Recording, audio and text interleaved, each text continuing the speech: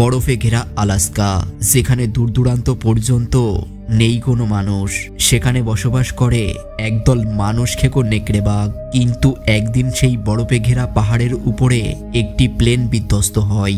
সবাই মারা গেলেও ভাগ্যক্রমে 7 জন ব্যক্তি কোনোভাবে বেঁচে যায়।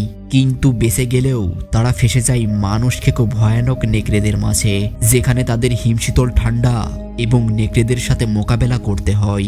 সার্ভাইভাল মুভি তো তোমরা অনেক দেখেছো, কিন্তু এটা সম্পূর্ণই আলাদা। মনে হবে প্রতিটা সেকেন্ডে তোমার গায়ে কাটা দিচ্ছে। মৃত্যুর মুখ থেকে জীবন নিয়ে বেঁচে ফেরার এক অসাধারণ সার্ভাইভাল মুভি।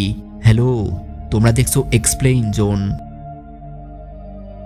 তো মুভি শুরু হয়, দেখা যায় বরফে ঘেরা একটি পাহাড়, চারিদিকে কেমন যেন একটা গা ছমছমে পরিবেশ। এই লোকটার নাম জন, যে পেশায় একজন শিকারী। সে জঙ্গলে ঘুরে ঘুরে শিকার করে বেড়ায়, কারণ এই পৃথিবী এবং তার জীবনের প্রতি জনের কোনো মায়া নেই। ধীরে ধীরে জন মানসিকভাবে অনেকটাই ভেঙে পড়ে। সে সবসময় নিজেকে দায়ী এবং পাপী বলে মনে করত। সময় পেলেই কেমন যেন অন্য মনস্ক হয়ে বসে থাকতো আর বলতো, আমি মোটেও একজন ভালো মানুষ নই। দিনের পর দিন আমি যে অন্যায় করে যাচ্ছি সেটা ক্ষমার অযোগ্য। এই কথাগুলো জন এই কারণেই বলছিল, কারণ সে একটা কোম্পানিতে নেকড়ে বাঘ শিকার করার কাজ করত। নিজেদের স্বার্থের জন্য জন এই পর্যন্ত অনেকগুলো নেকড়ে বাঘকে নিজ হাতে হত্যা করেছিল। পরের দিন জন তার কোম্পানি থেকে ছুটি নিয়ে কিছুদিনের জন্য দেশের বাড়িতে ঘুরতে যাচ্ছিল, কিন্তু সে কল্পনাও করতে পারেনি যে তার সাথে কি ঘটনা ঘটতে চলেছে। সবাই যে যার সিটে বসে পড়ে এবং প্লেনটা আকাশে উড়তে শুরু করে। এইভাবেই কিছুটা সময় যাওয়ার পর যাত্রীরা হঠাৎ করেই প্লেনের ভিতর একটা কম্পন অনুভব করে, যেটা মোটেও কোনো ভালো ইঙ্গিত নয়, মানে কোনো খারাপ কিছু তাদের সাথে ঘটতে চলেছে। তখন প্লেনের মধ্যে থাকা সমস্ত লাইট নিজে থেকেই বন্ধ হয়ে যায় এবং মুহূর্তের মধ্যে প্লেনের ভিতর এক দমকা হওয়ায় সবকিছু ধ্বংস হয়ে যায়। চোখ খুলতেই জন দেখতে পেল যে প্লেন একটা জনশূন্য পাহাড়ের উপরে এসে ধ্বংস হয়ে গেছে। চারিদিকে শুধু বরফ আর বরফ। সেখানে তাপমাত্রা এতটাই কম ছিল যে জনের পক্ষে সেখানে বেঁচে থাকা প্রায় অসম্ভব। ধীরে ধীরে জন তখন ধ্বংসপ্রাপ্ত প্লেনের সামনে চলে আসে এবং দেখতে পায় সেখানে মাত্র 7 জন মানুষই বেঁচে আছে, যেখানে নেই কোনো খাবার, নেই কোনো জল এবং সবচেয়ে বড় সমস্যা হলো ঠান্ডা। জন তখন সবাইকে বলে যে আমাদের বাঁচতে হলে শরীর গরম রাখতে হবে, কিন্তু আগুন জ্বালানোর মতো কাঠ বা কয়লা কোনোটাই ছিল না। তখন সবাই মিলে খোঁজাখুঁজি করে ধ্বংসপ্রাপ্ত প্লেনের ভিতর থেকে কিছু কাগজ এবং প্লাস্টিক সংগ্রহ করে সেখানে আগুন জ্বালায়। এভাবেই দেখতে দেখতে সন্ধ্যা নেমে যায় এবং তাদের মধ্যে কেমন যেন একটা ভয় কাজ করছিল। একেতেই অচেনা এই পাহাড়, তার উপরে প্রচুর ঠান্ডা। তারা কোনো মতে ওই রাতটা সেখানে কাটিয়ে দেওয়ার সিদ্ধান্ত নেয়। রাতে বাইরে এসে জন একটা অদ্ভুত বিষয় খেয়াল করে যে অন্ধকারের ভিতর থেকে অনেকগুলো চোখ জলজল করছে। তার বুঝতে বাকি রইল না যে এটা একদল নেকড়ে বাঘ, যারা সবার চোখের আড়ালে বরফের ভিতরে পড়ে থাকা মৃতদেহগুলো ছিঁড়ে ছিঁড়ে খাচ্ছিল। তখন মানুষের গন্ধ পেয়ে একটা নেকড়ে বাঘ এসে জনের পায়ে কামড়ে দেয়। প্রচন্ড যন্ত্রণায় জন চিৎকার করতে থাকে। এদিকে জনের চিৎকার শুনে সেখানে বাকি লোকেরা চলে আসে এবং ওই নেকড়ে বাঘটাকে মেরে জনকে কোনো মতে বাঁচিয়ে নেয়। তখন শান্ত গলায় জন সবাইকে বলে যে বিপদ আমাদের সামনে, আমরা কোথায় আছি তোমরা কি কেউ বুঝতে পেরেছো? এটা নেকড়েদের আস্তানা এবং ওরা মানুষের গন্ধ পেয়ে এখানে এসেছে।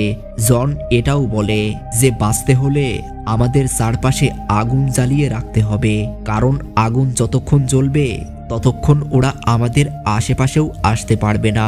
জনের কথা মতো সবাই আগুন জ্বালিয়ে চারপাশটা ভালো করে পাহারা দিচ্ছিল। এমন সময় একটা নেকড়ে এসে বার্কের উপর আক্রমণ করে, কিন্তু সবাই তখন গভীর ঘুমে আসক্ত। তার চিৎকার কেউ শুনতে পারছিল না। সকালবেলা ঘুম থেকে উঠে জন বার্কের নাম ধরে ডাকতে থাকে, কিন্তু কোথাও সে নেই। এইভাবেই কিছুটা সামনে যেতেই জন বার্কের রক্তমাখা মৃতদেহটা দেখতে পায়, অর্থাৎ কাল রাতে নেকড়ে দল বার্ককে মেরে ফেলেছিল। তখন জন সবাইকে বলে যে এভাবে আর নিজেদের মৃত্যুর মুখে ফেলে দেওয়া সম্ভব নয়। যত দ্রুত সম্ভব আমাদের এখান থেকে চলে যেতে হবে, না হলে আমরা কেউ বাঁচতে পারবো না। জনের কথা মতো সবাই বরফে ঢাকা পথ ধরে হাঁটতে শুরু করে, কিন্তু কতদিন তাদের এভাবে হাঁটতে হবে এটা কেউ জানে না। যতদূর চোখ যায় শুধু বরফ আর বরফ। এইভাবেই কিছুটা দূর যাওয়ার পর শুরু হয় তুষার ঝড়। ঝড়টা এতটাই প্রবল ছিল যে সামনের কোনো বস্তুকে ঠিকমতো দেখাই যাচ্ছিল না, কিন্তু বিপদ এখনো তাদের পিছু ছাড়েনি। বরফে ঢাকা পথে চলতে চলতে একটা লোক কিছুটা পিছনে পড়ে যায়। তখন একদল নেকড়ে এসে তাকেও মেরে ফেলে, কিন্তু জন এই বিষয়টা ঠিকই লক্ষ্য করেছিল, কিন্তু তার কিছু করার ছিল না। জন তখন সবাইকে বলে যে আমাদের যত দ্রুত সম্ভব এই বরফের অঞ্চল পার করে জঙ্গলের দিকে যেতে হবে, কারণ জঙ্গলে আমরা কোনো না কোনো মানুষের দেখা ঠিকই পেয়ে যাব। ওইদিকে সন্ধ্যা পেরাই নেমে এসেছে।